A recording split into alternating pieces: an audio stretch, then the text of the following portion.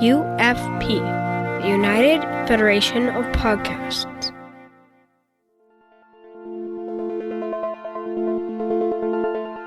Infinite diversity.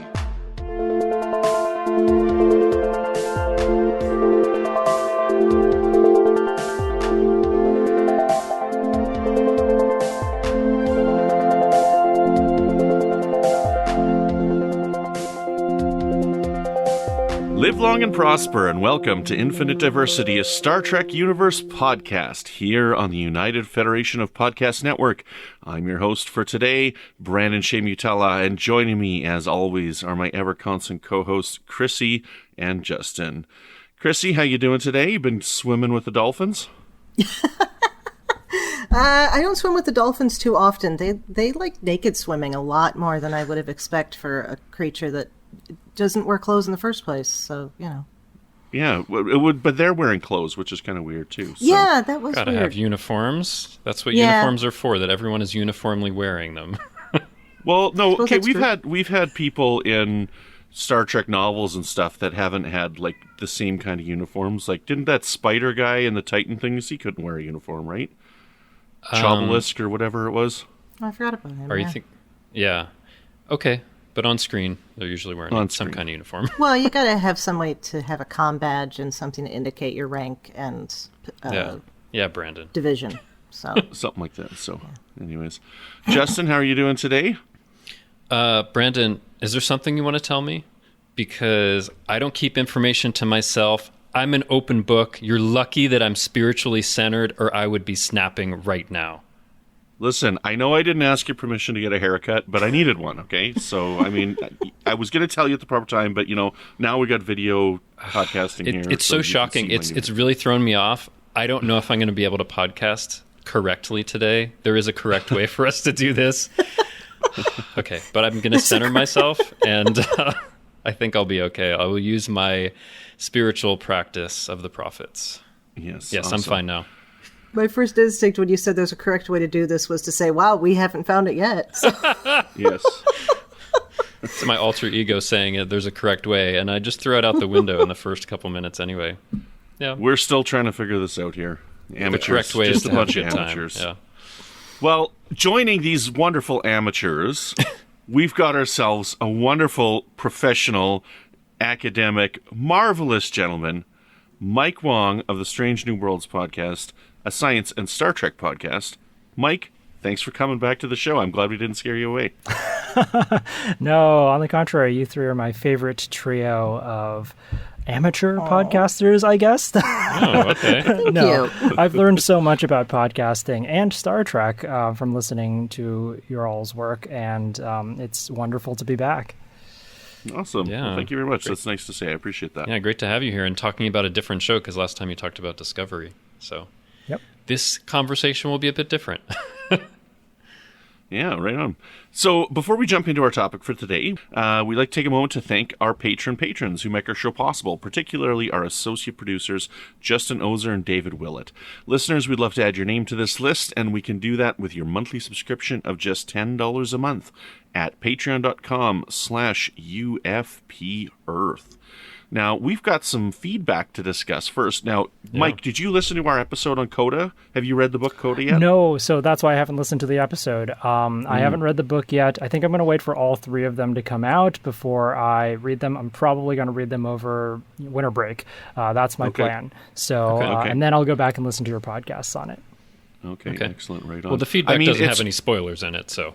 Yeah, I know. I mean, it's a good book. I mean, it's really weird when they decided to kill Picard on page 4, but I mean, like, it's an alternate timeline anyway. what? So. They killed him like 47 times in the first half of the book. It was really odd. But It was really, really weird. No, So- not really. Justin, did you want to go over our feedback? Yeah, so listeners, whether you listen to that episode about Coda or not, one of the things that came up was whether you should just jump into this without reading the rest of kind of the post-series novels for TNG, DS9, Voyager. I think we figured out, based on Chrissy's count, there's like 100 of them. So I felt that was kind of overwhelming, and people should just jump in. But I know Chrissy and Brandon, you thought, well, maybe people should read more of them. So we did get feedback from some listeners on Twitter. So I'm just going to go over that briefly because I thought it was pretty interesting. So we have Michelle P., who's at On The Rocks 81 on Twitter, saying, looking forward to this one, to listening to the podcast. About 15 minutes in, and full disclosure, I've only read a few of the post-Nemesis novels. I found a lot of enjoyment in just jumping in. Sure, some things probably didn't have the emotional impact, but overall it was very understandable and a good read. So she found that she could just read a few books and jump in. Got some more feedback. Judy Dinkle at 917JD on Twitter. For the most part, I stopped reading the post-Nemesis novelverse sometime around the Typhon Pact books. I read Kirsten Byers' Voyager and Christopher L. Bennett's Department of Temporal Investigation novels, and that's about it. I consider this book triptych to be a prequel to Dr. Una's The Last Best Hope. And I'm struggling here because she uses a lot of abbreviations I'm decoding.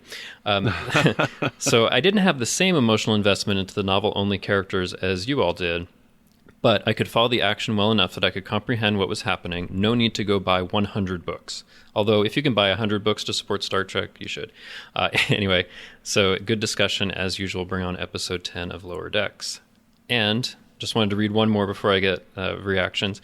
So this is from Kimberly on Twitter at KALLIEND 3. As someone who enjoys the novels as much as you, I love this. You all have some great theories I never thought of. Also, my view, not necessary to read all 100 plus books before this. I haven't, but way more meaningful if so. And then she adds later, I've read just about all the pertinent TNG and Voyager books, but only some DS9, one Titan, and no Department of Temporal Investigations or Starfleet Corps of Engineers books yet, although definitely planning to pick up the DTI ones now. I still thought this book was fantastic and didn't think I missed much. So, seems like the consensus, well, it's only 3 or 4 people, but they seem to think you could just jump in even if you'd only read a little bit. That's good to hear. I'm glad to hear that. So, yeah, right on. Hopefully a few more people did that. Hopefully a few people jumped in and read the book. Yeah. And are going to continue on with the other two. So yeah, definitely. I just want to briefly add. So, yeah, I hope listeners pick up the book, no matter how much they've read. The first one's already out. Second one comes out on October 26th, and then the third one on November 30th. So still time to pick them up and read them, and of course they'll always be there. So, Excellent, right on. Awesome. Okay, so some other news that we got here. So there was a new Discovery Season 4 trailer that was unveiled at the New York Comic Con. Mike, did you watch it? I sure did. Yeah, right on. And what are your impressions? You know, I've honestly not been that, shocked or awed or really anything from these season 4 trailers. Just to be real honest, they haven't really struck that emotional chord with me. But at the same time, they don't really need to try very hard to advertise Star Trek Discovery Season 4 to me. I'm going to watch it anyway. Yes. But I think compared to the previous season's trailers, those got me a little bit more excited. do you think that's because they're not revealing quite as much about what's happening in this season? It could very well be, yeah. Yeah. We seem to know there's some anomaly as a threat, and people are reacting to it, but maybe not much more. Okay. The anomaly is that Justin liked the last 2 episodes of Lower Decks. That's the anomaly. So. Well, the anomaly hasn't been created yet, but if I say I like the third one, it's going to travel forward, a good 1,000 years to create an anomaly, apparently. Yeah. This is what creates the Litverse here. It's the spin-off. There we go. Yeah. Justin, are you excited for the trailer? I'm very excited. It's interesting you had that reaction, Mike. I realize they're not revealing a lot, but maybe part of it comes from I've been a big fan of Discovery since day one, since the first episode, and I've just really enjoyed what they've done. I've thought it's got better every single season. Leaving season 3 with, they're going out and exploring and Burnham is captain. I was very excited about that because Burnham was my favorite character on the show. So I'm really excited to see what she does as captain. I'm also excited to see more of the 32nd century and what we have going on, what this threat is, some of the relationships and things that are developing, like what happens with Adira and Gray, and what happens with, book running the spore drive and all that kind of stuff. And I was also excited that we have this Federation president who seems to be human, Cardassian, and Bajoran. So that's pretty interesting, I think. It speaks to maybe a more... I think the Federation was already, a very diverse place, but it speaks to maybe even more of that in the future and more kinds of diversity happening in the future. So there was a lot that I found really exciting about it, actually. Chrissy? Yeah, bring it. I want to see some Discovery. trailers are trailers, and I really I get excited about it because it's like, oh, the more we have in the trailer that's actually from the season means that it's getting done. But now we know we're a month out, so there's no oh, when's it going to happen kind of feeling that the trailer answers. Okay. Mm-hmm. I have really enjoyed watching people complain about the Ferengi. Oh yeah, on there's social media, just sitting back and going, "What is wrong with you people?" Are they really? Oh my goodness! Oh no, people really have. Let's talk about that for a second here, because they're crazy. I've missed this all. Yeah, and I'm okay with that. I mean, because you take a look. It looks somewhat different from a Ferengi that we've seen in the 24th century, right, or even the 22nd century for that matter. But I think there's a couple of things, like species can change. It's been a long time. There can be diversity within the species as well. This Ferengi has kind of points on the tips of the ears. That actually goes back to Andy Probert's original 1987 sketch. So that's actually a deep cut there, which I think is really cool. I didn't know that I'm all part. I'm all for it, and I liked seeing that. I mean, also that you do see this diversity. I hope we do get to see. It's not just like, there's a small shot, but we actually do get to follow someone who's Ferengi or some other species, because in this shot, I think, where you're seeing different representatives or captains, there's also someone who's Orion. There's also someone who's Os Nullus, which is the species that, what did you call it, like octopus head species you see on the bridge sometimes. Yeah. So I'm excited for the possibilities of that. But yeah, people have been getting on them about the Ferengi somewhat redesign, but I think it's fine. But yeah, people have been people about it. I mean, I only saw the trailer once, and it didn't look too drastically different. It's not drastically. It's not like you would see it and you would be like, "What species is that?" Everybody knew it was a Ferengi. It just looks different, right? And for not like those frickin' Klingons in that. What was that Star Trek show we got like 3 years ago? Man, what the hell was that? My favorite show, Discovery. but yeah. I think, is that the same show? Oh my goodness! But I do think there's a bigger difference in that Klingon look in Discovery from what you saw in, say, the TNG era than this Ferengi look. I think that was a bigger difference than this. I was going to say, also, if you take a look at, like, Zek on DS9, that guy looks pretty gnarled. So, like... Yeah, but he's pretty old, though, right? Yeah, I know, but I'm just saying there is some variety in there. But Mike, what do you think about the Ferengi, or did you even think about it? I don't think about it very much because, I mean, look, Discovery redesigned the Klingon aesthetic. They redesigned the Andorians. It's just natural for them to do something a little bit different with the Ferengi. I think it would be weird if they kept the Ferengi exactly the way we saw them last in, TNG, DS9, Voyager, Enterprise. That honestly wouldn't flow with the aesthetic that they've built over the past 3 seasons, and I'm fine with it. I'm completely fine with it. Okay. There you go. My prediction is that this Ferengi will say at some point that he's a descendant of a Grand Nagus, and then by implication he'll be like a descendant of Nog. That could be. And he's captain of the USS Nog, right? Could be. Well, that would be sweet. So, that would be cool. So one other thing I noticed in the trailer that made me think of you, Brandon, is we do get a little glimpse of David Cronenberg as Kovic. I know that we already knew we were going to see him in season 4, but it's cool just to even see him there, right? Mm-hmm. Yes, yeah. I love David Cronenberg, and I'm stoked to see him. I did see him in the trailer. Looking forward to it. He's getting pretty old. David Cronenberg's getting pretty old, so it's nice to see him, acting. It's kind of interesting. Okay.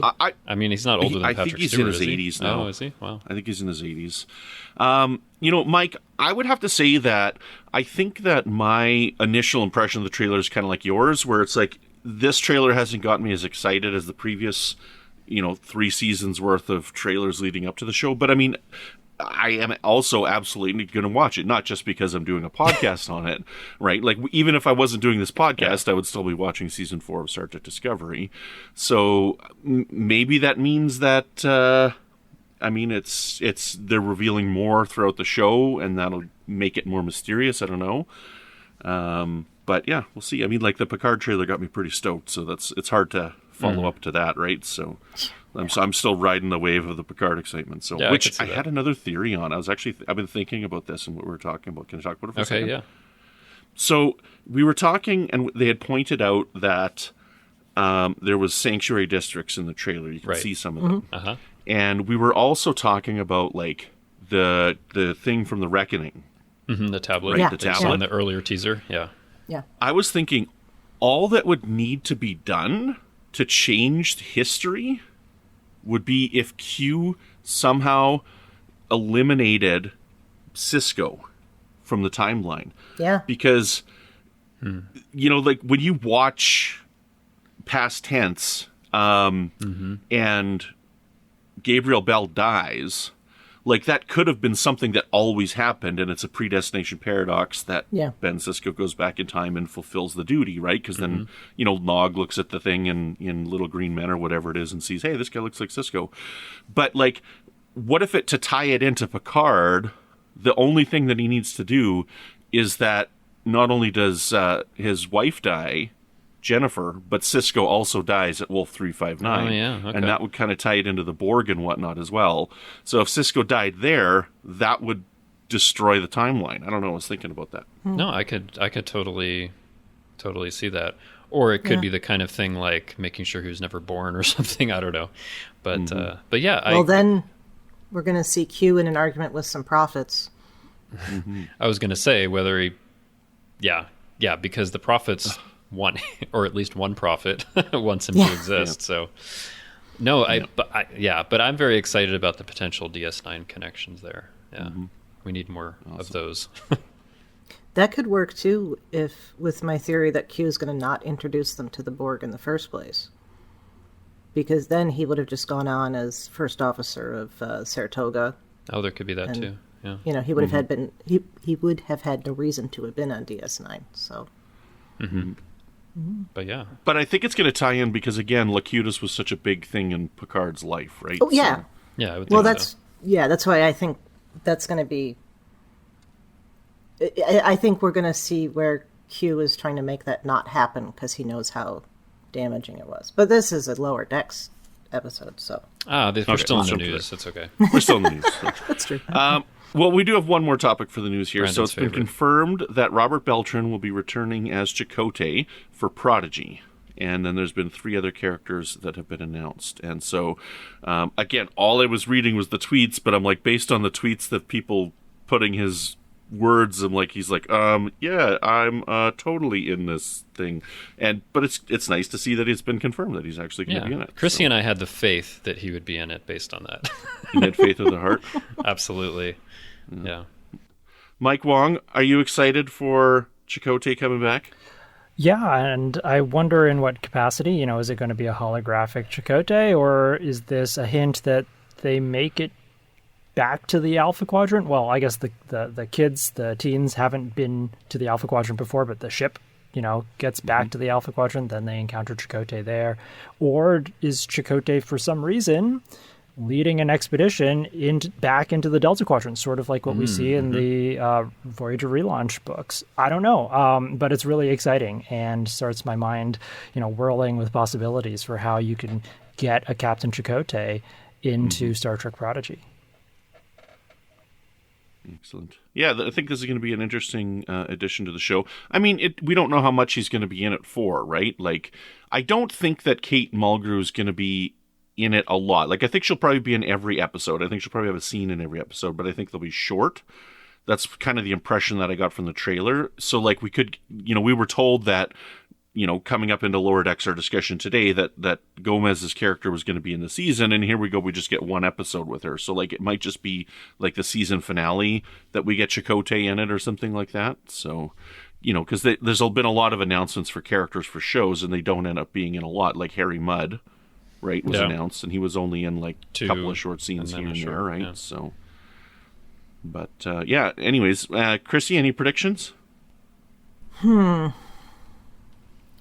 No.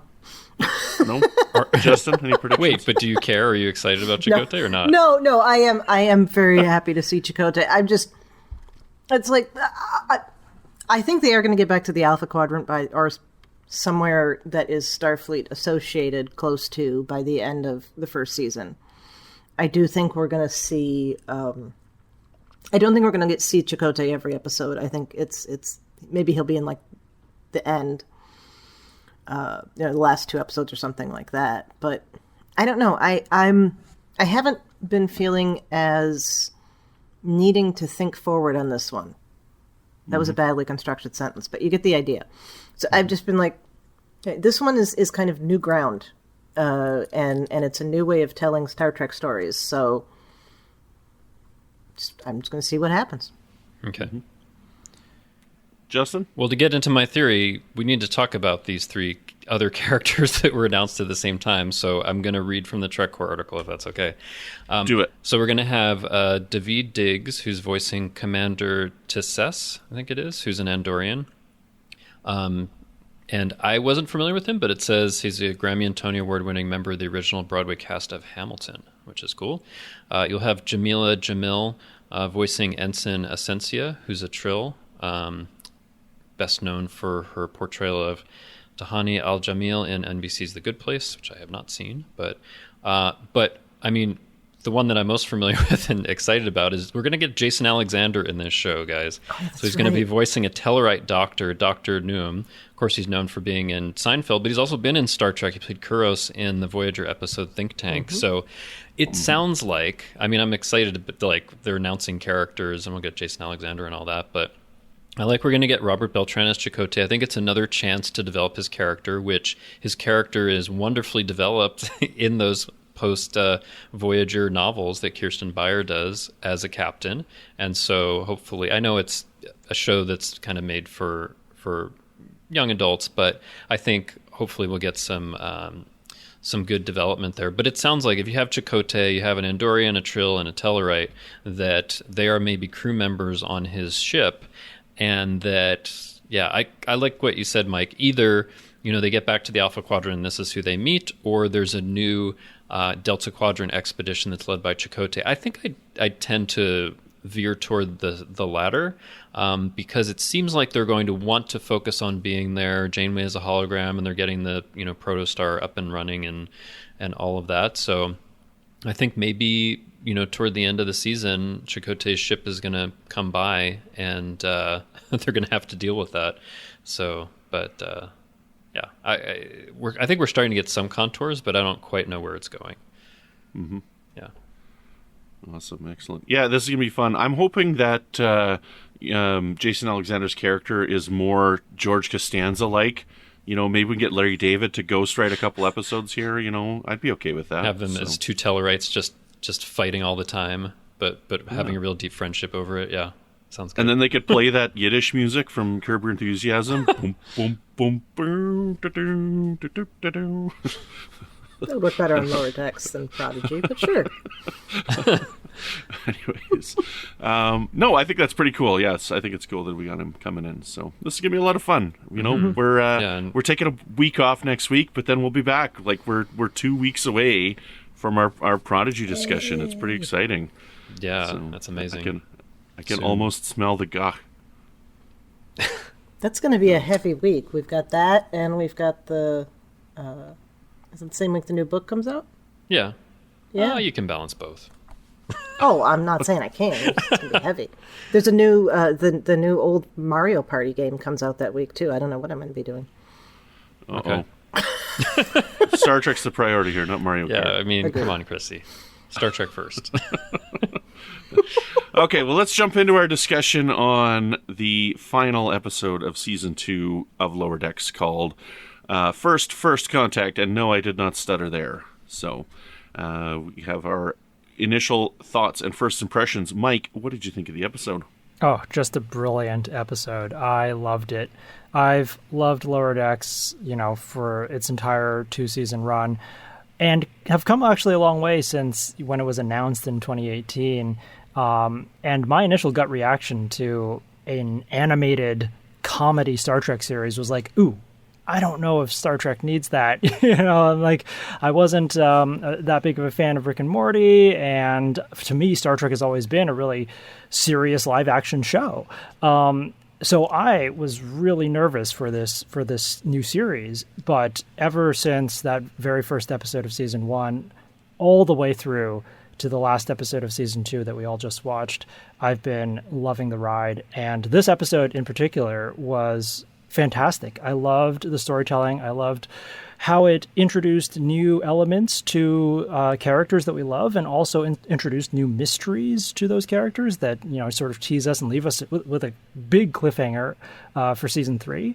And I was just, on the edge of my seat, honestly, as much as I've been, watching episodes of Discovery or Picard with this episode, because there was so much drama and action in it too. And we saw a starship do something that has never been seen before in Star Trek, which is always a treat. So I absolutely enjoyed myself with this episode.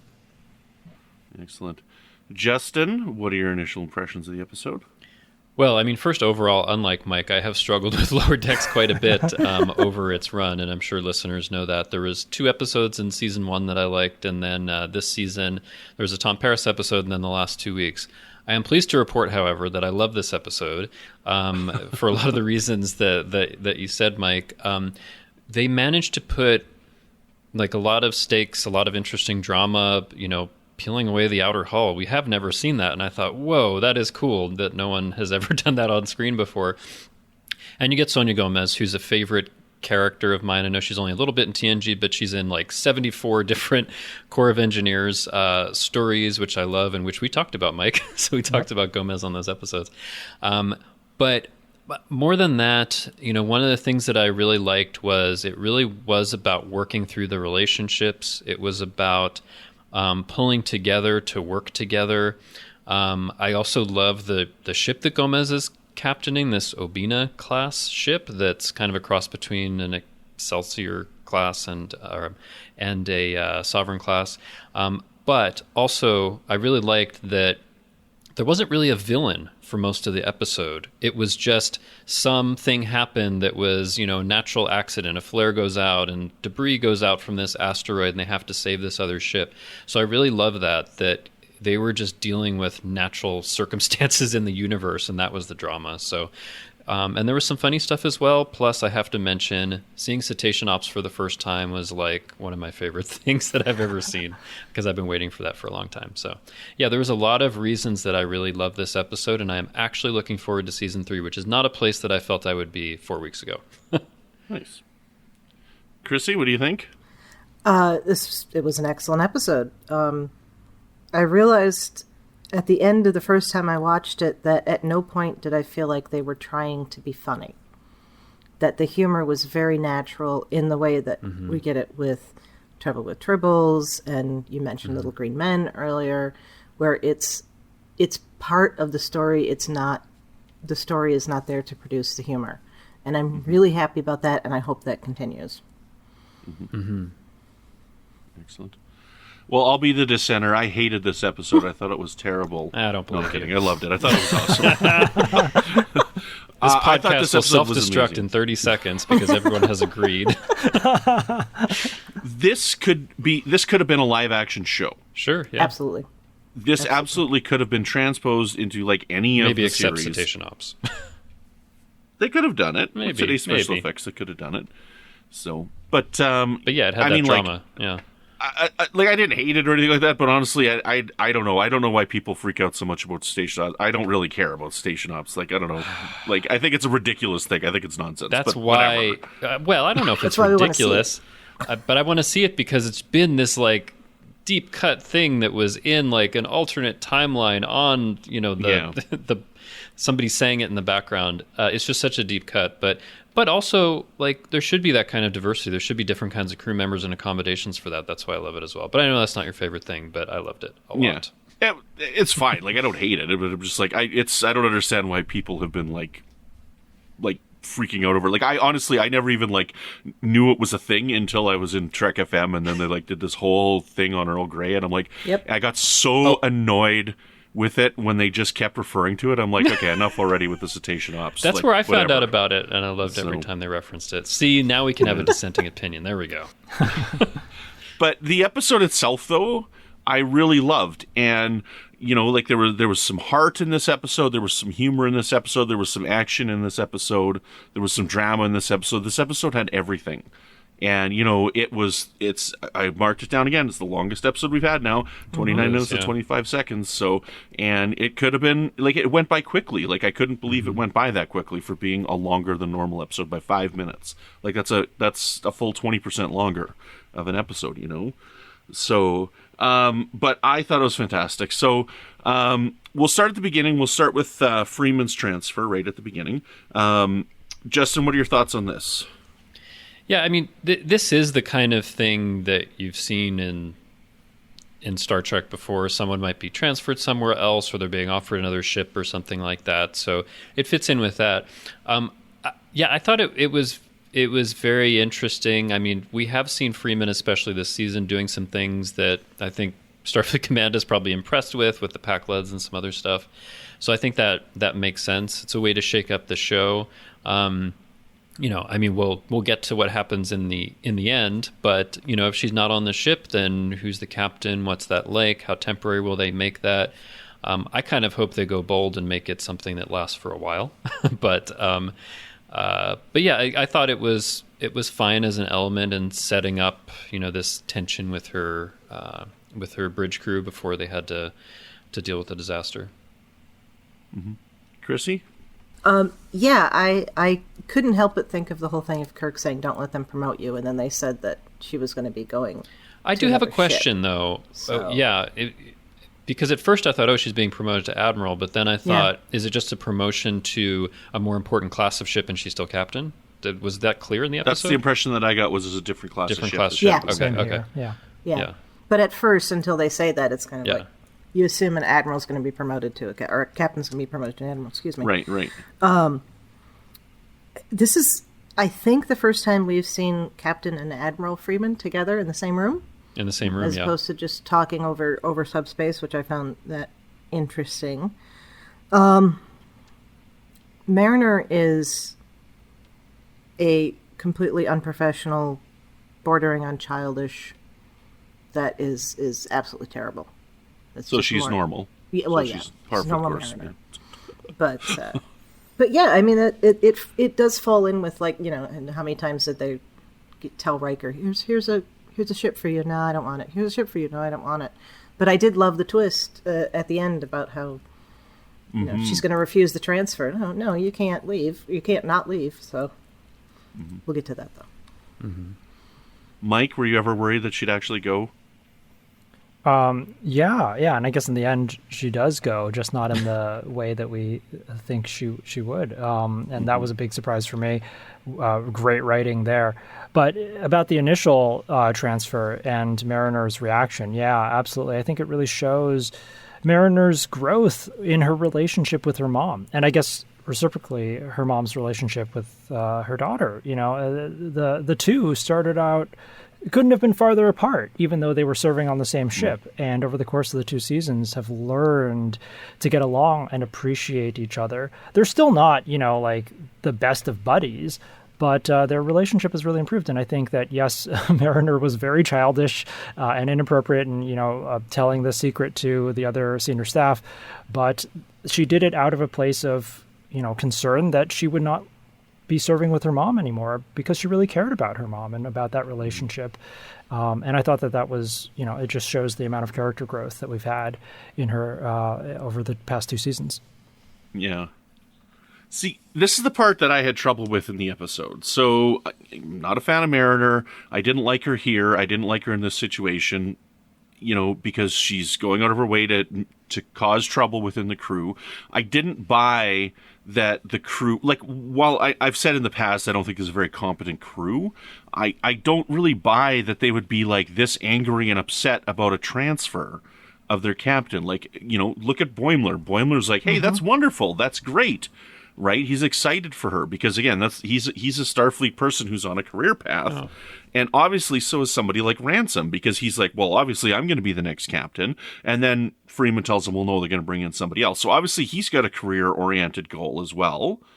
So with all these other characters getting upset and the need for this meeting just didn't seem believable to me in the situation. No, I buy it. And the reason is that I think what we've seen over the course of the show is that there has been a lot of dysfunction on the ship.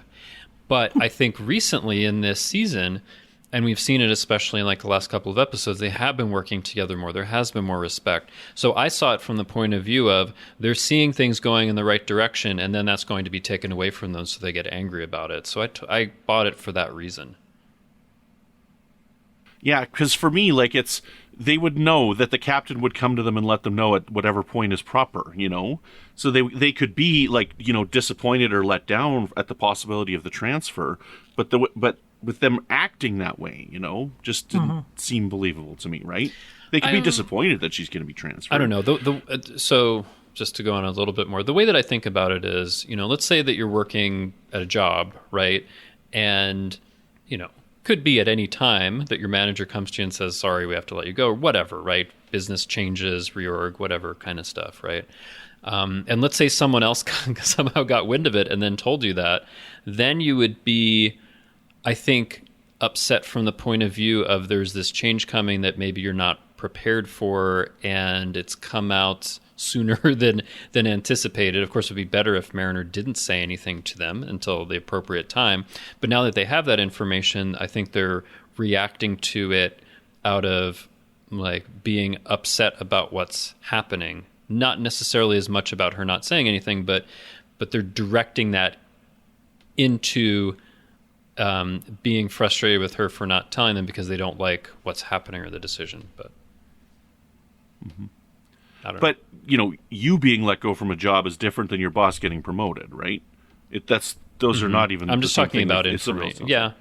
Well, right. I mean, it could be the same way. Maybe my boss is getting promoted. I'm going to have someone else who's going to be my manager that I don't know or I might not be familiar with. I'd be uncertain or upset about. So it could be. I just can't picture any other crew that we've seen. Like, no other crew we've seen would act this way, right? No, but I think we've established this crew is different. Right. So, yeah. So, but also, when did Boimler and Mariner become senior bridge staff? I did wonder about that because they were on the bridge doing that, or maybe they're just taking shifts. I don't know. But yeah, I did wonder about them being on the bridge. What do you guys think?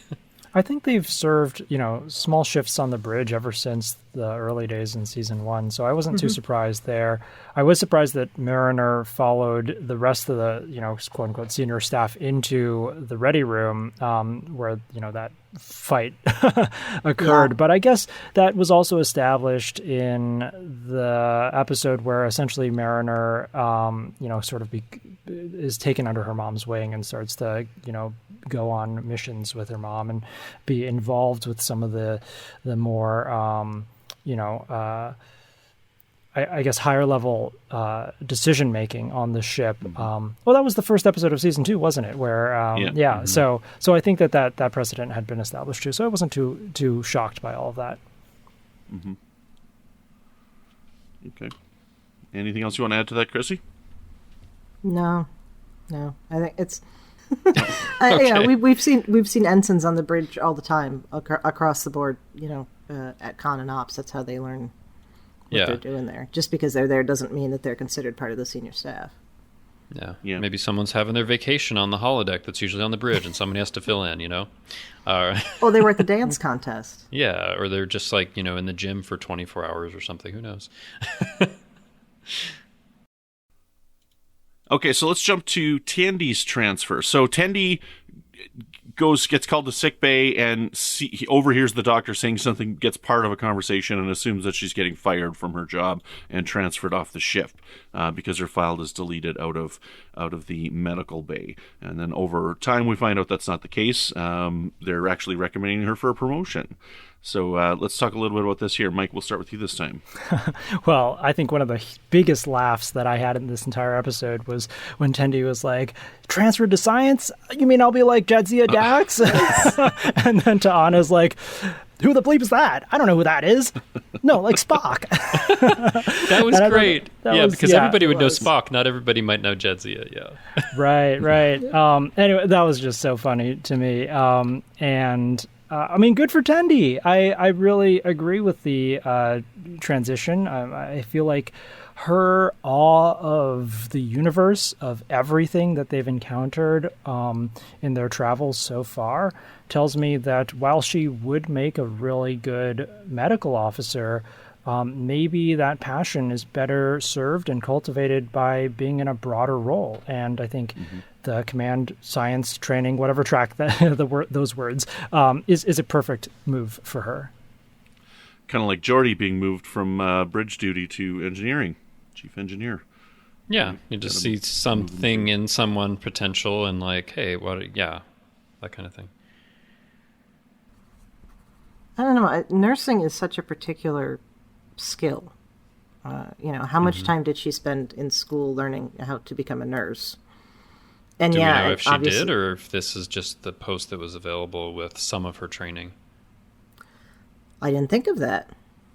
I just figure, I just assumed she was whatever the Starfleet equivalent of an RN was. But maybe maybe that will be better for her. I was thinking maybe she's getting pulled away from something that she's dedicated to, because gods know you have to be dedicated to medicine to actually do that. And I say that with all respect and the knowledge that I couldn't. If Tom Paris can fill in at sick bay, Well, but that's extenuating circumstances. It is, but, so. Yeah, but, that's true. Yeah, well, I mean, maybe she was a double major, nursing and generalized sciences, in which case that works. But cool. I think it's put together to show she's going to be very much happier there, and I think that is, or maybe not happier, but happy there, and I think that's good. Yeah, I think that's going to be interesting to get her up on the bridge. Justin, what are your thoughts? Well, I just have a short thought, and then I have a question about something that baffled me on both watches, and maybe you can answer for me. So I think it's great because I think Tendi has shown, especially when she's been with Rutherford and they were, observing a pulsar and doing this other stuff, like she's interested in, maybe being a science officer or seeing what's out there instead of being in sickbay. So I thought that was good. I think that worked. I did have a question because Tendi is eavesdropping on this conversation that T'Ana is having with someone else. At the end of that, T'Ana seems to sniff the air. And later on, she does that as well when Tendi's up like on another level of, I don't know, the shuttle bay or something. But do we get any information about what that's about, what she's smelling for? Or what do you guys... Because both times I was like, what is she doing? Like, what's going on here? My instant thought was the Orion pheromones, right? Like, she knew that she was in the room. But I thought we had established in one of the Lower Decks episodes that she doesn't give off pheromones like other Orions. Some Orions do. Just think about how your cat acts. You don't need pheromones for, special Orion pheromones for that. She probably knows what every person on the ship smells like. So she was just sniffing around and like, I think Tendi's around here somewhere. But they didn't really go anywhere with it. You just saw that a few times and then that was it. Okay. Well, maybe it's a little thing that's being dropped for next season. For next season? Well, I don't know. Maybe. I just assumed she was being cat-like. Yeah, okay. That's what I got too. Same with Chrissie. Just another of T'Ana's, cat-like qualities. But it also, I think, added in this particular scene a little bit of anxiousness, because you start to be worried. Is T'Ana going to sniff out Tendi and then go tell Tendi the bad news, which sort of heightened the anticipation that bad news was coming instead of good news. Mm-hmm. I see. Okay. But I mean, I keep in mind that the Orion pheromones aren't as strong here because they're not taking the little red pill from Mudd's women, right? As we learn in the books. So, okay. Anyways. All right. Well, okay. Deep cut book reference. Yeah. Isn't this the second time that we've seen her overhear half of something and then go on a wild assumption? I feel like there was another time, but I can't remember what the circumstance was. It's such a sitcom trope, though, isn't it? The misunderstand the overheard thing, and you freak out, and all this kind of stuff happens before you get straightened out about it. When you could just be like, "Hey, sorry to interrupt, Dr. T'Ana, but I overheard you. What's going on?" But then there wouldn't have been the drama there. But it is definitely a sitcom trope, but it led to some really wonderful stuff with her and Rutherford. Yes. Yeah, so I forgive it for being a trope. For sure. Right? Like, I've said it, I'm a broken record because I've said it so many times. I love seeing Rutherford and Tendi together. And not even like I want them to be in a relationship now like I did back in season 1. But now, to me, they're just really good friends. And the two of them have such warm hearts and are wonderful people. And I mean, I was thinking about this week as well. some of my favorite characters on the franchise are the warm-hearted characters. Like Neelix is my favorite character on Voyager. The Doctor's my favorite character on Enterprise. Like, these are warm-hearted people that are always positive and looking for the good in every situation that they possibly can. And this is what I get out of Rutherford and Tendi. Yeah. Like Tendi's a bit, I don't know what the word is I'm looking for. It's not like narcissistic or something like that, but it's like, I don't know because that's self-centered and stuff, but she's open and enthusiastic. I'd say open and curious. No. I'm like, she's paranoid in that she's like, quite often it's been like worst case scenario is her direct jump to, right? So maybe that's at the opposite of it. I'm thinking like when she does feel comfortable and relaxed, she's open and curious. Yes. So most of the time she does have these, freak out tendencies. But I mean, Rutherford is like all the time. It's always about the positive, right? Yep. Yeah. It's like, hey, this is great. This is awesome. You're going to be doing great. You know what? Maybe you are getting transferred. So you know what we should do? Let's go spend some time in the ship that you love. Let's go walk around and let's spend some time together because we're friends. Yeah, that was... I just love this moment. And I want to particularly point out when they kind of go through the ship and they're talking in the Jeffries tube, and he's like, you know what? I've loved the Cerritos since the beginning. I've loved it too. And they just have like a nice platonic hug, and it's like, that's all it's about. They're just two friends with a common thing that they love. And that was just so wonderful for its kind of innocence. I really love that. Yeah. I think at this point I'm probably going to be upset if in the season 3 premiere it starts off with them in bed, with Rutherford spread-eagled with a giant black bar in front of him and Tendi coming into the room. Oh my goodness! So I think I'll be disappointed. Brandon, if that happens. Don't fill this show with your fantasies. That's not going to happen on this show.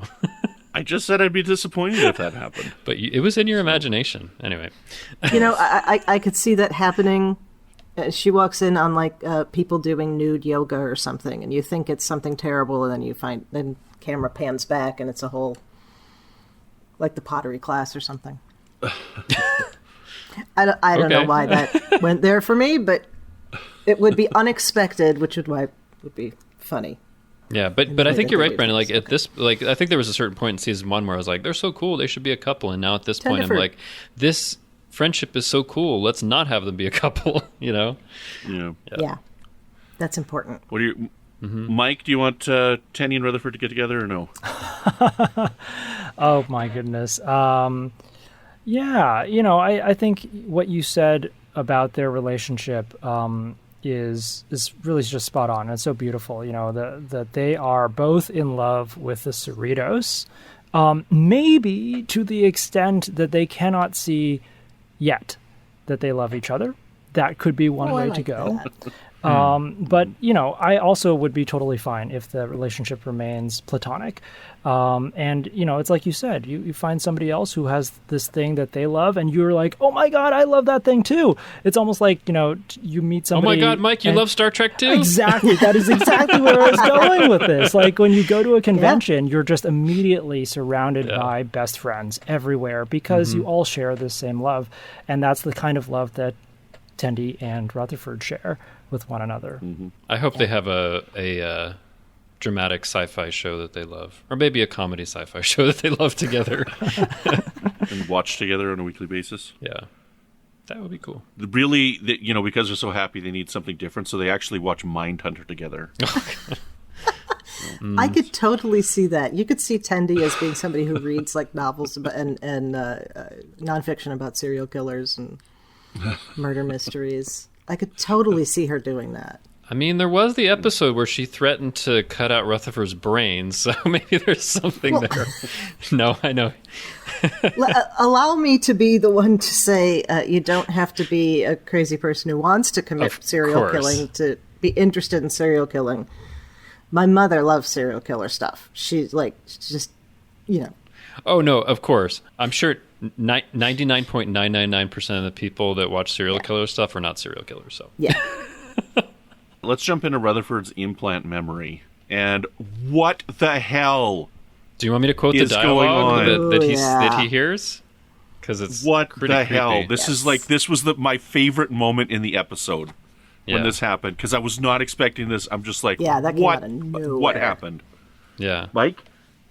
Could you actually quote the thing? Yeah. I will. So, I mean, first of all, there are all these flashes that he has of memories with Tendi, and then there's something that comes in where, I mean, in the closed captions, it says male 1 and male 2, something like that. So it's 2 male voices, and they're kind of doing something over him, and they say, one says, what if someone asks why he has it? The second one says, we program that in, he'll think it was elective. So that is, and then there's like a drill or something that comes in, and Rutherford comes out and he's like, all right, I'll bet her. And I remembered something that maybe I shouldn't have. Okay, let's go. But it was, but this is the kind of, I think we talked about this early in season 1, like, why does he have this implant? What's going on? But now we're finding out it seems like it was forced upon him for some reason. So that did come out of nowhere, but I was like, okay, an explanation or something. But like, what did you think when you saw that, Mike? Same thing as Brandon. Shocked, didn't see it coming, but also in love with the moment because it means the writers have a lot of backstory planned that they have not yet revealed to us, which means that there is going to be more story arcs and more building upon what we've seen of these characters so far. And I'm just excited for the mystery. I don't know. Section 31, of course, is the first thing that just popped into my mind because that's sort of the shady Starfleet thing.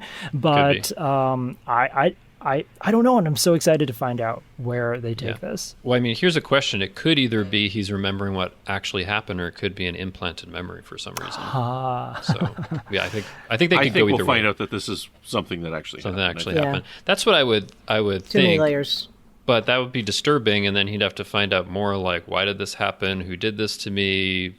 I thought I was doing it because I wanted it, Because I think when the first episode dropped, I think we thought, is this something he did? Did he get injured? Like, what's the deal with this? So it sounds like we're going to find out more in season 3, which is exciting. We can find out more about Rutherford. This is super awesome. This is really, really awesome. And you got to wait till next year to find out. Well, I've got my prediction as to who did it already. I don't know why. Time traveling Philippa Georgiou. No. Vulcans, right? Like, it's a Vulcan implant, right? So we're going to find out somehow that Vulcans did this, and I don't know why. Or is it a Romulan implant? Posing as a Vulcan implant. No, because the thing was all like logic, and it would put him in logical mode and stuff at the beginning. That's true. But Chrissy, what do you think? Yeah. The first thing I thought of Section 31. Second thing I thought of was Geordi getting, his visor screwed with twice. Mm-hmm. And so then when I watched it the second time, I was like, ooh, I wonder if the figures have pointy ears indicating maybe Romulans, which they didn't, even though it was very shadow, you could see Oh, the actual silhouettes, ears. Yeah, the male 1 and male 2.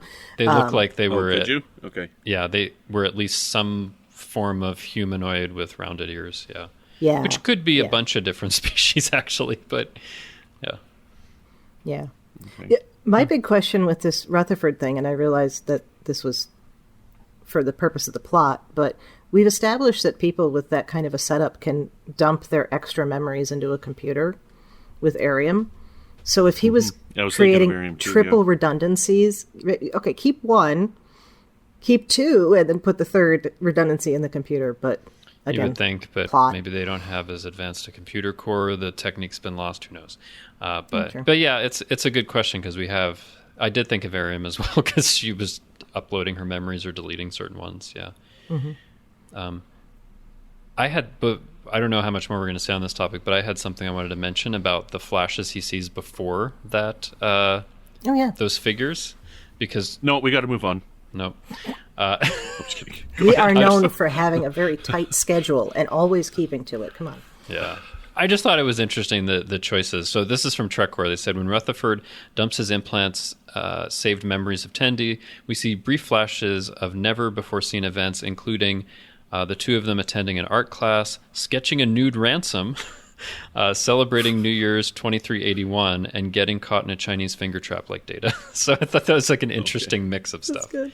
So it happened so quick, I didn't pause it. So I didn't either. And then they had screenshots of each one, and I was like, ransom as a life model, okay. I can see that. So. Okay, I'm done.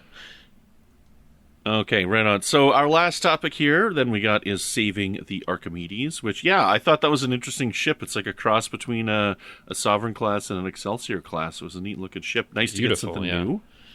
Yeah, I like that. I also love this plot. We've talked about it. This removal of the hull was so interesting. This is totally something that could have been written at any time in a Star Trek episode. Oh, yeah. This totally fits with Star Trek. I loved this moment. This was amazing. It was great. So, Mike, talk a little bit more about this here. Well, yeah, I think I want to talk about sort of the problem that they encounter that causes them to strip the hull. Because, they find themselves in a situation where there's essentially a natural disaster, where this star shoots off a flare, and then that destroys a planetoid with tons of radiolytic isotopes, and that planetoid just spreads out across space, and they need to traverse through this debris field and can't do it with a magnetized hull, hence the decommissioning of the hull and injecting all the hull plating into space. And to me, this is a really cool astrophysical scene. A star giving off a flare. Stars tend to do that. But I found it a little bit improbable, actually, that a flare would destroy a planetoid. And you can do a little back-of-the-envelope calculation. You can take sort of like the amount of energy that a star would typically give off for a flare, or even take the most energetic flare that we've ever observed, called the Carrington event flare, and then equate that essentially to the gravitational energy of a planetoid. And you'll quickly find out that a solar flare, there's no way it can destroy a planet like the Earth or even something like Pluto, but maybe, just maybe, it could disrupt an asteroid-sized object if that flare was like laser beamed into that asteroid and all that energy went right into that asteroid. But of course, we know that flares don't do that. They spread out because space is huge. So I found that, that particular little bit was a little bit implausible, but we'll let it slide because it set up this amazing, amazing scene. Mike? Yeah. Why do you hate Star Trek? No.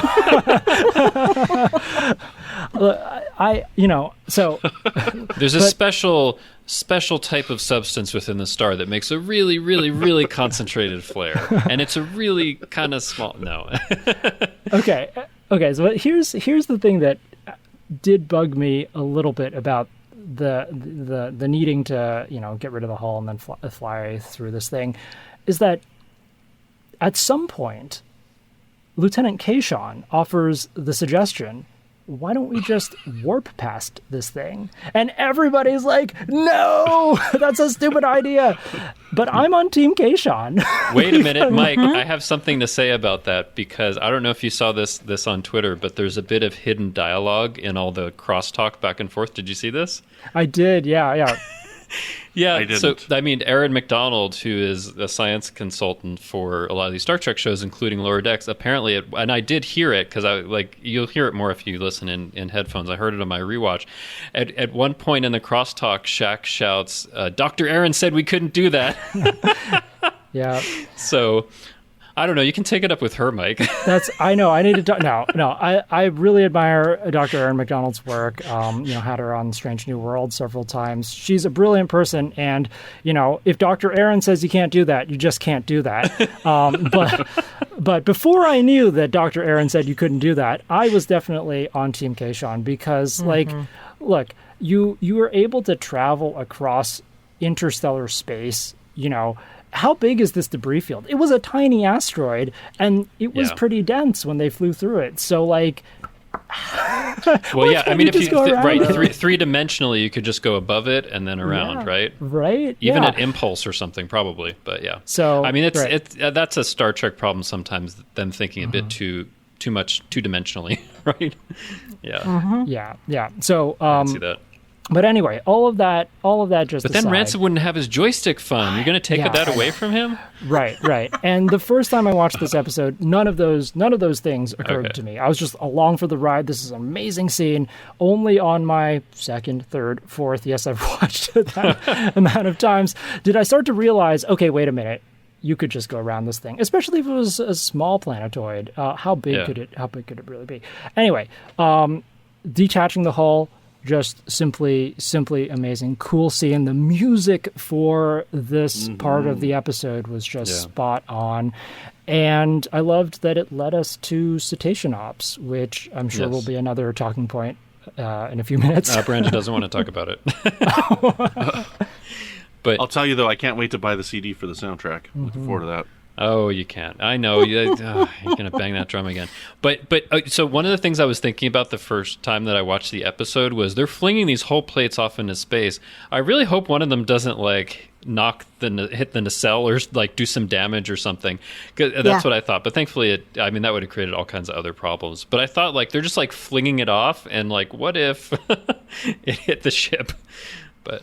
Yeah. That's what I was thinking. I said, why isn't there a shuttle or two out there collecting them in a tractor beam so they don't get lost? Yeah. I didn't even think about it hitting the ship, but just I don't know. It could be that once you take off that many hull plates, it just does some damage or something, and you just can't put them back on. I don't know. But yeah, they did seem like they weren't worried about conserving them because it was such an emergency. They were just fling them into space. Okay. Yeah. Well, I guess is that.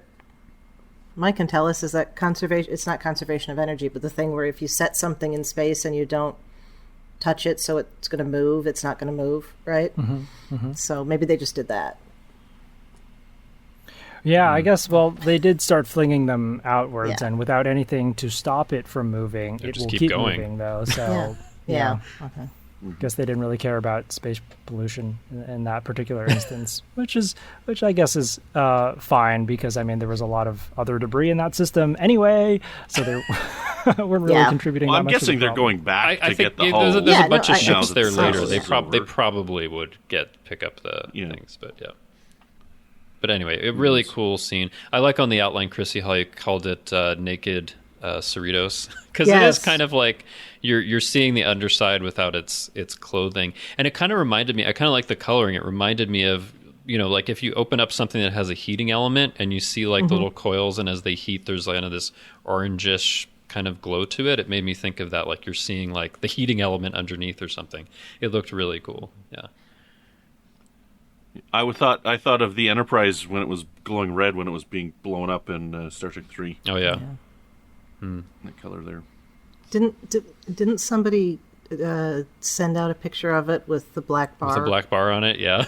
I saw that somewhere, and that's why I ended up calling it naked Cerritos. But come on, people. Where would the Starship's genitals be anyway? There's nothing to black bar there. But it was funny to see that. Yeah. I didn't know starships reproduce sexually. They do not, so hence no need for the black bar. But anyway. Okay, reel us in, Brendan.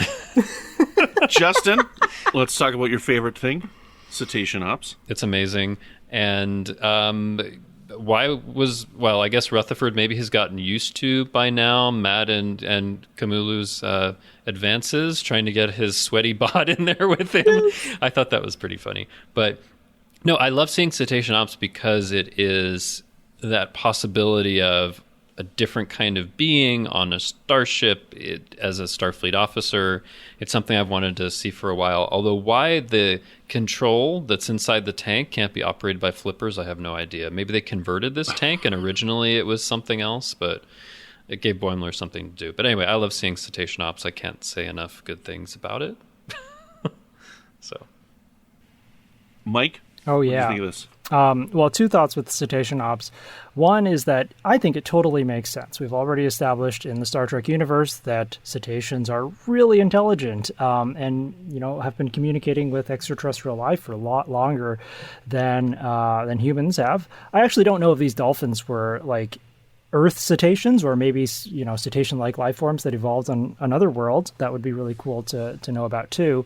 But it makes sense that you would have cetaceans on your ship to help out with navigation because they navigate in three-dimensional space, whereas the rest of us just walk around sort of in 2D. So when a starship needs to navigate in 3D space, it helps to have something that's been doing that kind of navigation its entire life. And the second thing that I wanted to say was, those dolphins were really, really horny. And I am not a cetacean biologist, but I have heard stories. So I looked up a few things. Oh, where are we going with this, Mike? Get the black bar Brace out. yourselves. Yeah, here comes the black bar. turns out that dolphins are one of the few other species that we know of that mate not just to reproduce. We observe them having sex all year round when they can actually only conceive during a certain time of year. So it turns out that they have sex. Is this all cetaceans or just dolphins? Or these are dolphins specifically. Okay. Yeah. Okay. So it seems like they have recreational sex and probably use sex to forge social bonds. Maybe as a form of play or learning or establishing dominance within their pod. There's also that's what they're doing with Rutherford, trying to establish the lower bond. decks. know your place, lower decks. I mean, they actually outrank the ensigns, right? They're like lieutenant junior grade. Yeah, I think they were. There's also evidence of homosexuality in dolphins, and that they're also quite promiscuous. And there's even been evidence of dolphins rubbing up against humans. So in many ways, I think dolphin cultures can be more sexually liberated, or are more sexually liberated. So you're saying what we see in this episode is actually pretty plausible from what we know of dolphins. Yeah. There was actually a NASA study done many, many decades ago where, some scientists thought, okay, eventually we will need to learn how to communicate with alien life. And how should we practice doing that? Well, maybe we should try to communicate with other intelligent life that we have here on our planet first. So they set up what they called a dolphinarium and tried to teach dolphins human languages.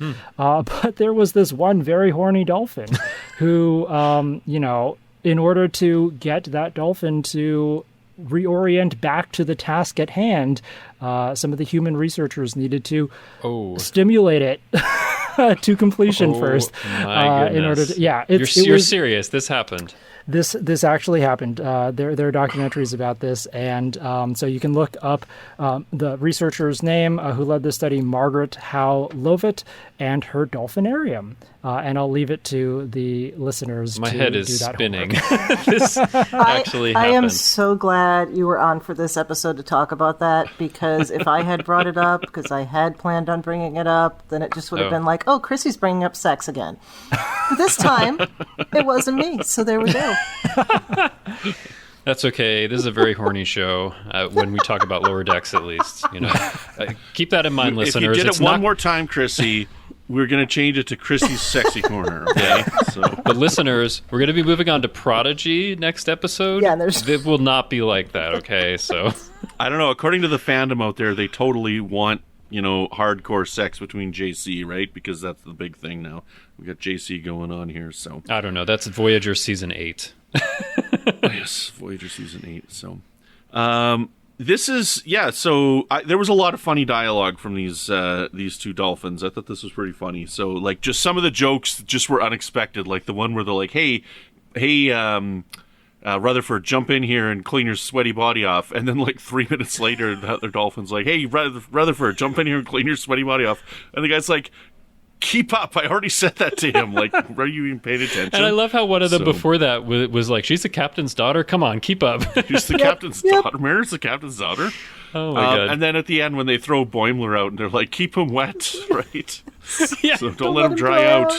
No, I like how they say. What do they say? Like, his blowhole's broken. Yes. Yeah. Blowhole's broken.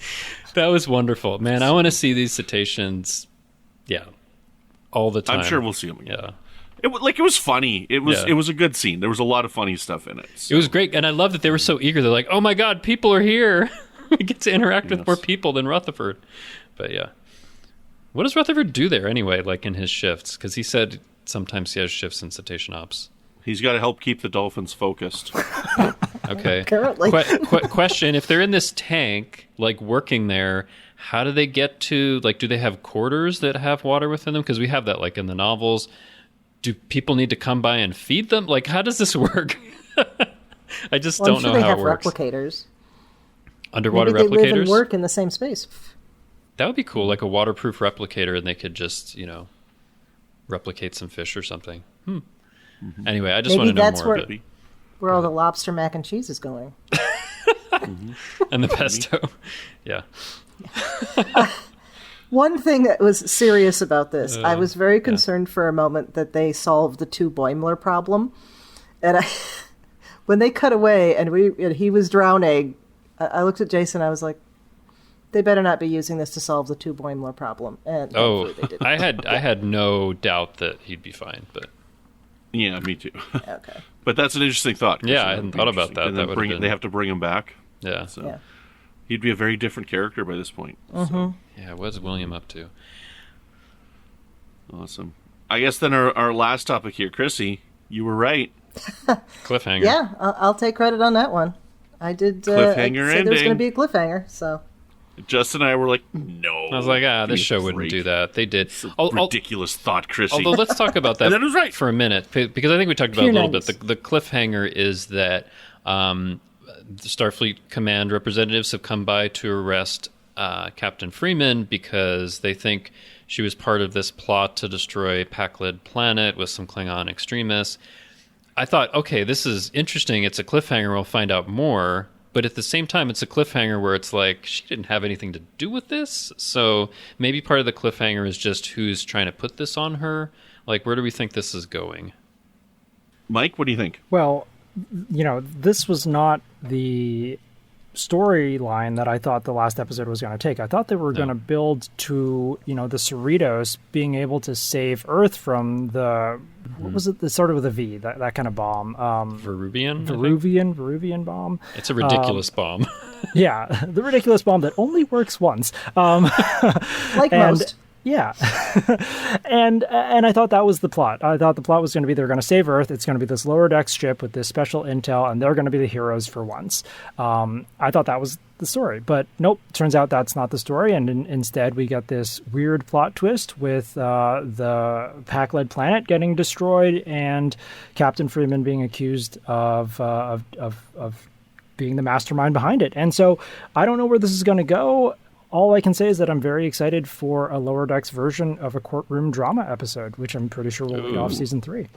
That would be cool. I mean, we have already had, well, it wasn't really a courtroom drama in the end, but with Veritas, it was kind of a fake courtroom drama. But yeah, having more of that. Yeah, I thought going into this, I was kind of surprised last week when it's like, oh, we kind of already had the climactic battle with the Pakleds. All the Pakled ship got away. What are they going to do with that?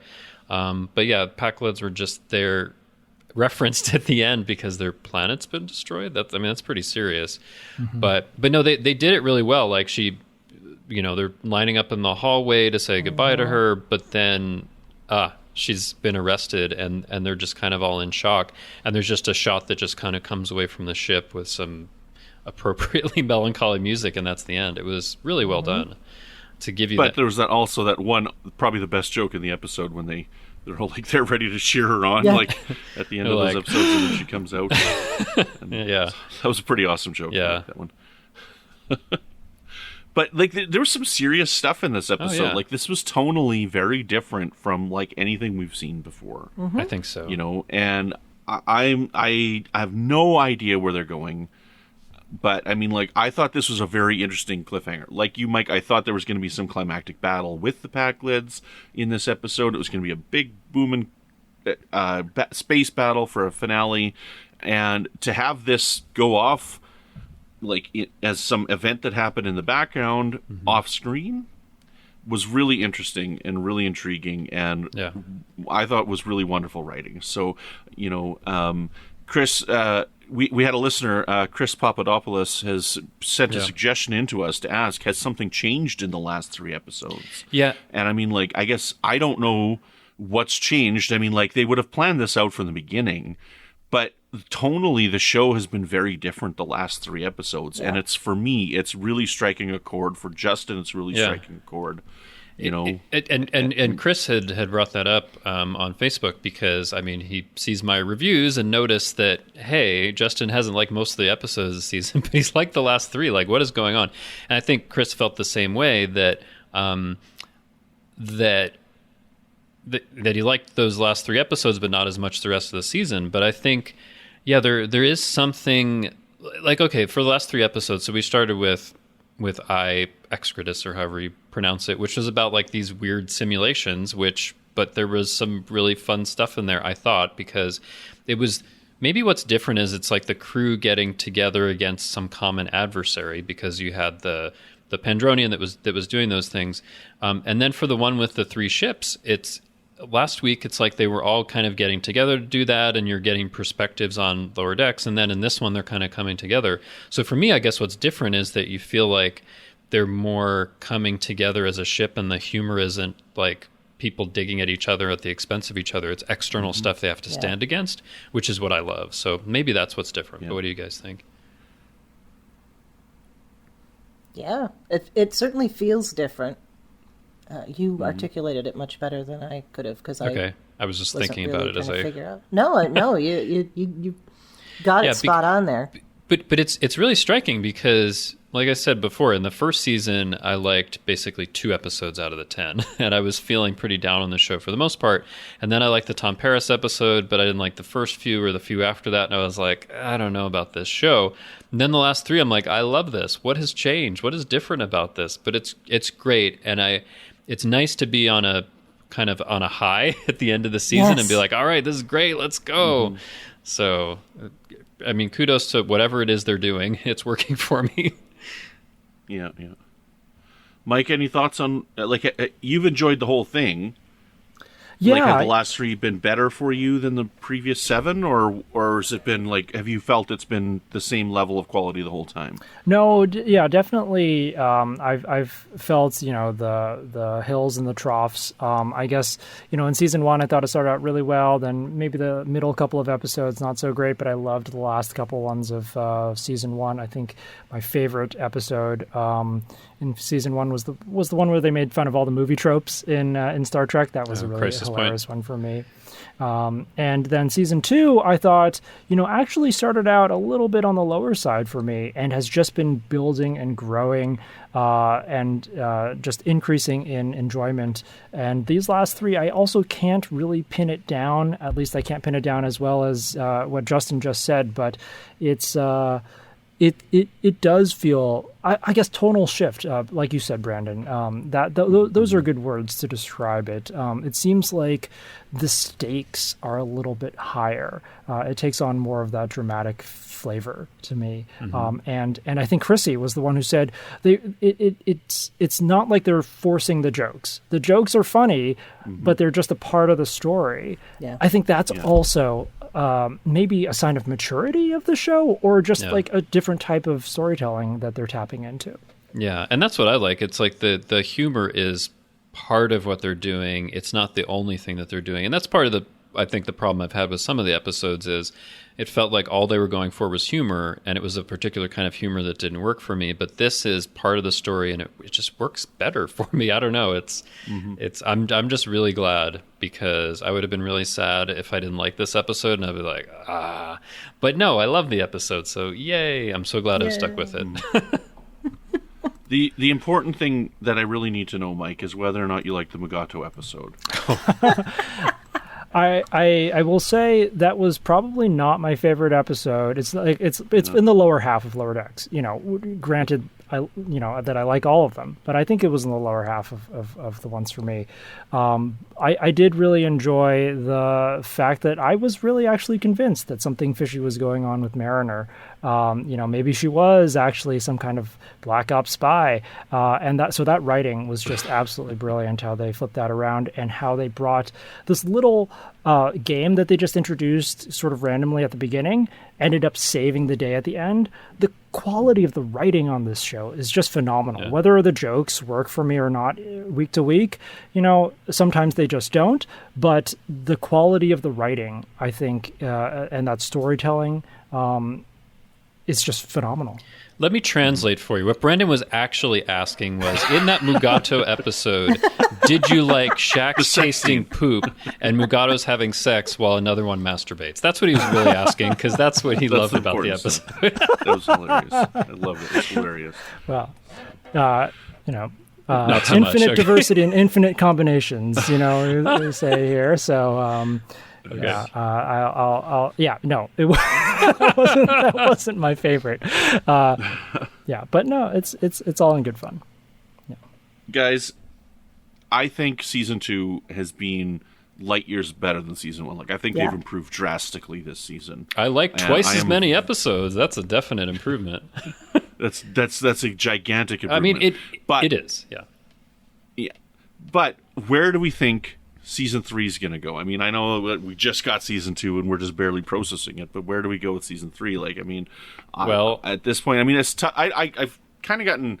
I'm like, I don't even know what to guess anymore with Star Trek. Because, I think it's a whole season. I think all season 3s of new Star Trek need to go to. Oh no. Yeah, that would be right. The 32nd century is where they need to go, because that's where season 3 should go, like Discovery. No.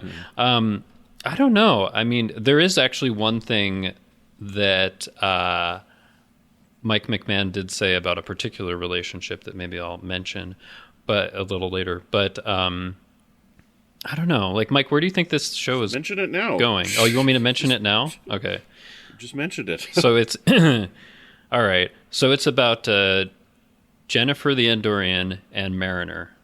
So in this episode, like, I think they've had like a lot of tension and all of that. And like in this episode, it seems like they were respecting each other more, and Mariner was almost but not quite admitting that she liked Jennifer. So there was an interview with Mike McMahon where he said they will be dating in season 3. So I did pick up something about that in the episode. I thought, are they going to go that direction? And they are, which is cool.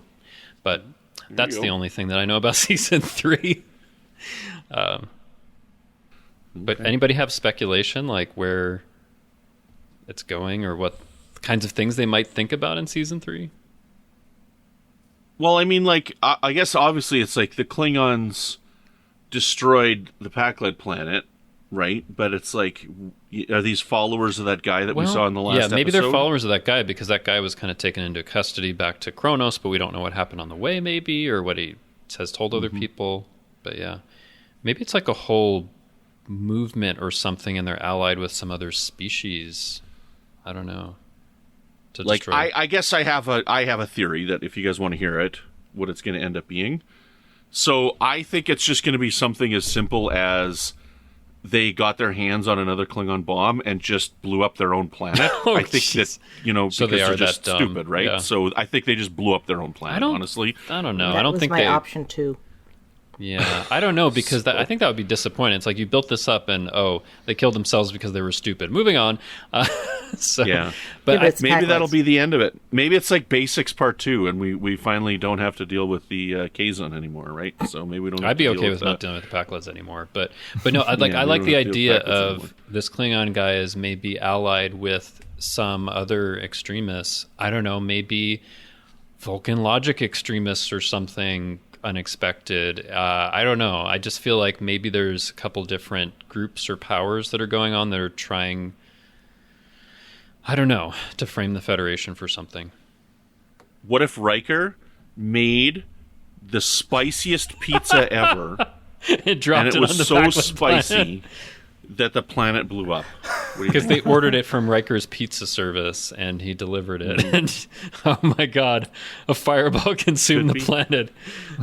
Could be spicy pizza. Yeah, I think what we're trying to say is we don't know what's going to happen. I think it's going to be that they blew up their own planet. Honestly, I hope that's not. what they're going to find out. So I think we're going to have a grand conspiracy on the level of the undiscovered country. Yeah. Oh, Or they blew up speaking their of own the undiscovered country, Yes, I did notice this that. episode had several moments that reminded me of the undiscovered country. Yeah, like when the wave hits the Archimedes. When the wave hits the thing, it looks like the Praxis wave. Yeah. And at the beginning, when Freeman is talking with Gomez, just the way that she signs off, and then it cuts to the rear view of this close to Excelsior type class shit going away. Okay. Made me think of when Sulu signs off. I know there was more people on screen when see Sulu that. signed off, but just a couple moments in this episode that made me think of Undiscovered Country. Thank you for reminding me of that, Chrissy. So, Well, whenever you have a question like this, when this kind of mystery, you always have to ask yourself, to whose benefit?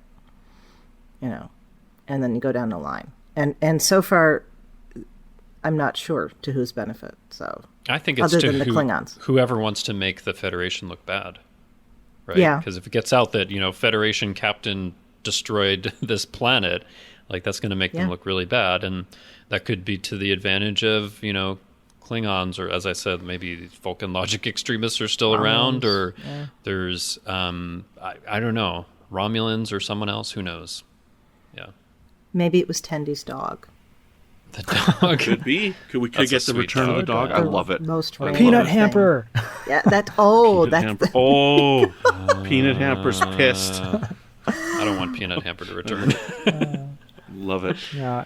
Mike, what's your theory? I don't have a theory. I think it would be useless for me to speculate because I know whatever story I spin up, it'll be just wrong. But I just want to say I love that it is, having these deeper implications for galactic politics, that we are being introduced to these high stakes scenarios, and that the Lower Decks crew is starting to be involved with them. It's no longer just hopping from planet to planet, doing these second contacts that don't really have any big implications for the geopolitics of the galaxy. They're in the thick of things right now, and I think that's a great trajectory to go, because as Boimler said, at the end of Season 2, Episode 9, the action starts on the Lower Decks, and it would be so great for what they're doing right now. They think they're insignificant, but just that little thing, I don't know what it is, the flip of the switch, an away mission here or there,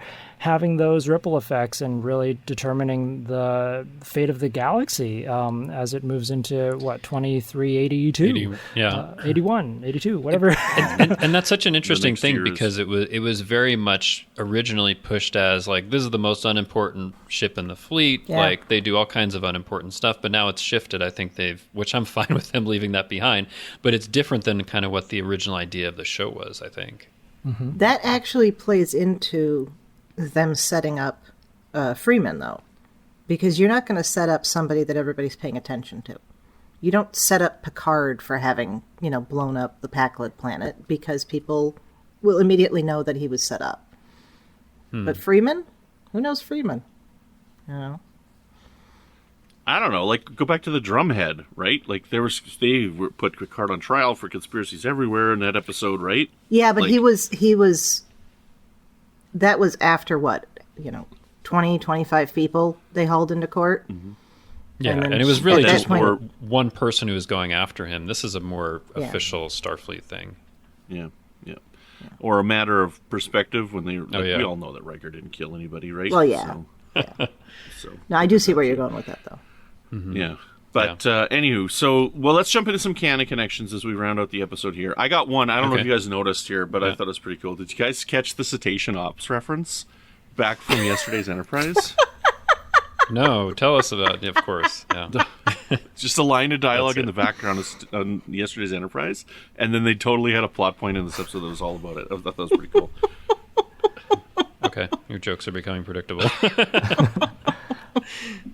I have a list, but I don't know what Mike or Chrissie, you noticed different canon connections. I'm sure mine is going to be on your list, but my favorite canon connection for this episode was when they were detaching the hull plating. The thing they had to pull and turn was First Contact. The thing that they had to pull and turn to launch the deflector dish off into space. So yeah, I like that. That's was funny. I didn't think of First Contact. I was actually thinking of the end scene of Alien. Oh, really? Right, when she's trying to blow up the Nostromo, right? So, but yeah, you're right. But yeah, it's like I like that too. I mean, and the name of that is in the name of this episode. So, yeah. By the way, this is the third production in Star Trek to have the words "First Contact" in it. It's popular. Get them all confused. Yeah. I really appreciated the ensign that tripped on the bridge of the Archimedes, and how Sonia Gomez was just like, "Oh no, you have no idea. That's fine. Don't worry about it." I like that too. I think she says, "I've done way worse in front of much more intimidating captains." I loved it was an oblique reference. She didn't have to say, "There was that time when I spilled hot chocolate on Captain Picard." It was much more subtle, that was cool. Yeah. Mm-hmm. And let's see more Gomez in season 3. I hope we do. Yeah. I really hope we do. So should I... Anything else, Justin? I your list? got my little list. We kind of already mentioned it, but Ransom using the joystick is like Riker using the joystick in Insurrection. Admiral Freeman's office has an Akira-class ship model, which is cool. Let's see. Well, I mean, of course, the Captain Freeman Day banner is a reference to Captain Picard Day. Mariner talks about, getting some guy with a weird riding crop, which is a reference to Captain Styles from Star Trek 3. We see the captain's yacht. We haven't seen that since Insurrection, which is cool. What else? There's a bunch of different ships at the end. There's an Oberth class, Parliament class like you've seen in Lower Decks before, possibly even an Antares class, which you saw in the animated series episode, More Troubles, More Tribbles, More Troubles, More Troubles. Did you guys know what the reference meant when they talk about the rubber ducky room? You know the history of that? Nope. You do? You want to talk about it, Chrissy? Okay, so take yourself back in your mind to the 90s and the copy of the Starfleet TNG technical manual that you had, and the cross-section of the Enterprise that had all the various, where all the sections were and everything, and there were some Easter eggs in that, and one of them was that there was a giant rubber ducky in a shuttle bay. Yes. And by the way, actually, in some of the remastered episodes, you can now see that in TNG episodes. It's barely visible, like in the background, but there's like a little rubber ducky outline. That's like the deepest. That's actually, now that you say that, I remember that now. Yeah. That's the deepest of cuts. Let's see what else. I think that pretty much covered it. Although one thing that was cool was I found out that Mike Okuda has been consulting on Lower Decks. And it was because of him that, like in season 1 of Lower Decks, when you see the warp core, you see the, I don't even know what to call them, but they're like these struts or something that kind of go out toward the nacelles, and they're pointed like upward. And he had them change it to pointing downward, which makes more sense because that's where the nacelles are. So you might notice it. But I think it's cool that he has been consulting on this show. And I think also there's like a master system display graphic that's really detailed in where Pleasant Fountains lie. And that was designed by Mike Okuda. So very, very cool. Nice. Anyway, I like that they're doing that, and they adjusted it based on what's more accurate. So that's all of them. There was some cool stuff. I don't know if we'd seen it before, but I noticed in the captain's room this time there was a California flag on her wall. Yes, and it's kind of tattered. Before? Maybe in a previous episode. Yeah. I don't remember. Okay. Yeah. I don't know if we'd seen it before. I just thought that was kind of neat. So yeah, I did notice it this time, but I don't know otherwise. I feel like it was somewhere in a previous episode, but yeah, it's a California class thing. Any final thoughts, anybody? Love it. Can't wait till next year. Do we have early preview copies of season 3? No, we don't. It's not done yet, probably. But they have been. I think they have been working on it for a while, so we should get it hopefully sometime next year. Yeah, next summer, I'd say. Yeah. Same road time. I can't believe I'm saying this, but I'm looking forward to it. Oh my god! Because I've been so critical of this show, but they are just totally hitting it out of the park for me. I'm so happy.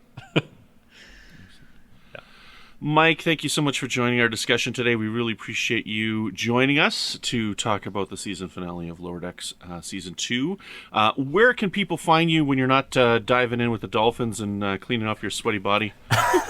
Oh, Brandon, I thought you were going to go a worse place than that. But, so did I. Justin, get your mind out of the gutter.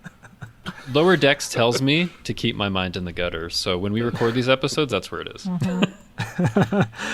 Oh, wow. You're going to have to stop next time, Justin, because we're going to a kids' show next time, Yeah. Hey, okay? Stop the dirty talk. if it's not in the episode, I won't be talking about it. So it's because it's in the episode. Anyway, sorry, Mike. You go guys ahead. are so great. No, it's always a pleasure to be here with you. I always have such a good time. So I'm on Twitter. My handle is MikeY, MIQUAI, and I'm often tweeting about Star Trek and science. Oh, and I do a podcast, which was mentioned before, Strange New Worlds. I'm on a bit of a hiatus making new episodes because I'm settling into a new job in Washington, D.C., but I hope to be back sometime in the future making new episodes about all of the cool science that we see in the amazing Star Trek that is yet to come. Prodigy, Discovery, Picard, Strange New Worlds. What's it going to be like to cover Strange New Worlds on Strange New Worlds? That'll be a little weird. Yeah, it'll be like, I don't know. Yeah, I'm just looking forward to that day. Your podcast was named that before we knew about that show, just so it's clear. Yep. Indeed. So, yeah, I don't know if CBS is going to come knocking on my door saying you have to change the name of your show, but... I don't think they will. Yeah. No. If they do, it means they're listening, and I'll be happy. There you go. You'll be honored. Yeah, exactly. But it's great. It's great having you here, Mike. We really appreciate it. Justin, where can people find you when you're not purging your redundant memories of me? I haven't made redundant memories of you, I'm sorry to say, because is our relationship not that important to you that you're not making multiple copies? I am a completely organic being, so there is no need to purge memories. Anyway. Oh, no, actually, I know the reason. You don't need to, because all our best interactions are on podcast, and you can just listen to them anytime you want, right? There you go. Okay. Anyway, I don't know if I'm ever thinking about that again, but because that'll be redundant. But you can find me on Twitter. I'm at TrekFan4747, where I tweet about nothing but Star Trek and lament that Brandon cannot take part in the pleasures and joy of social media, at least as I experience it. You can also find me on Facebook in our group, the Federation Council Chambers. I hope you will join us there. Chrissie, where can people find you when you're not interpreting worst case scenario by vague things that you've heard Justin and I say as soon as you jump into the Zoom meeting? That's so me. I always go worst case scenario. I always do that.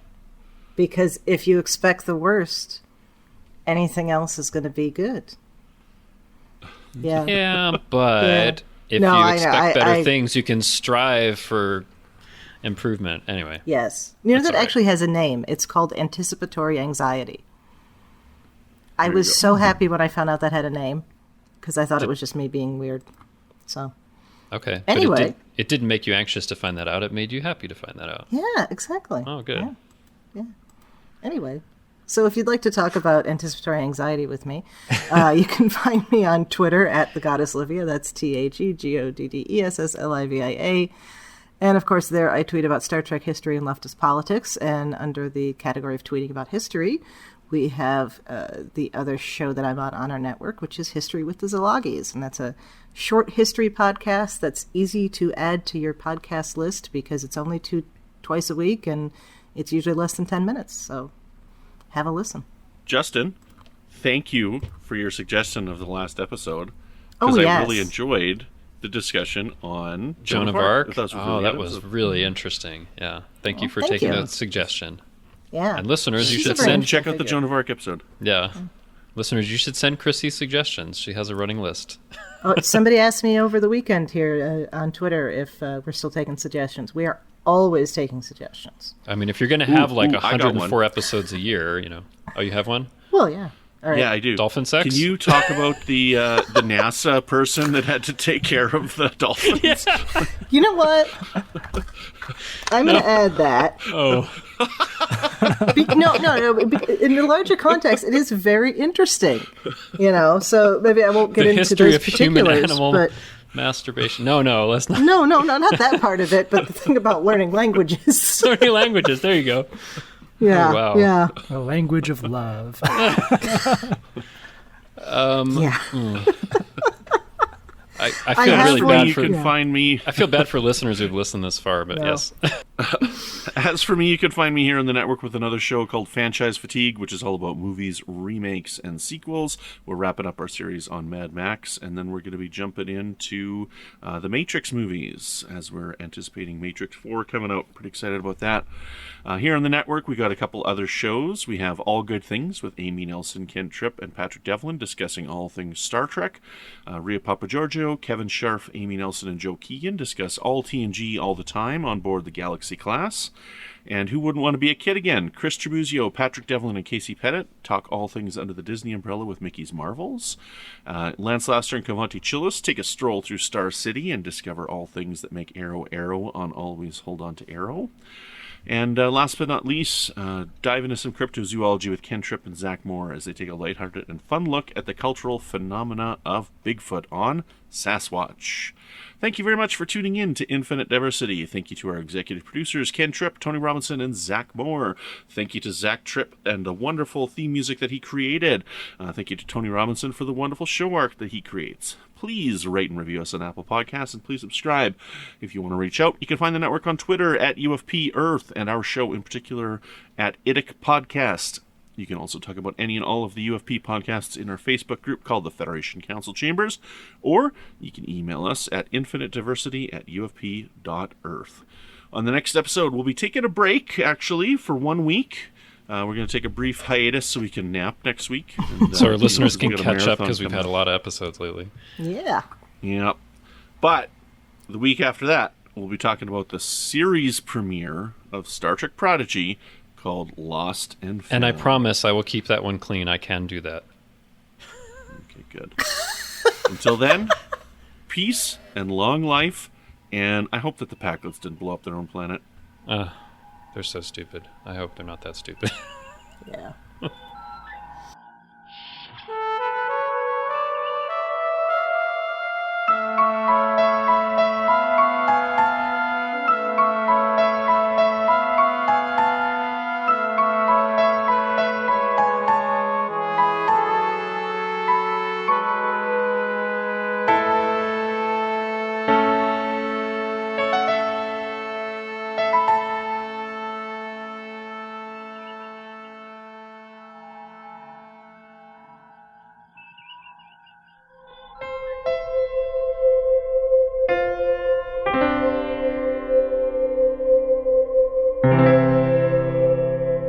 This has been a production of MTMR Media Works. I'm sure 99.999% of the people that watch serial killer stuff are not serial killers. So Yeah. She had to have a sleep study done a few years ago, and she was reading a book about a serial killer, and they went in, and the nurse was like, "Are you sure you don't know why you can't sleep?" It was funny. yeah. But yeah, I could totally see Anyway, that. sorry for the tangent. Yes, sorry.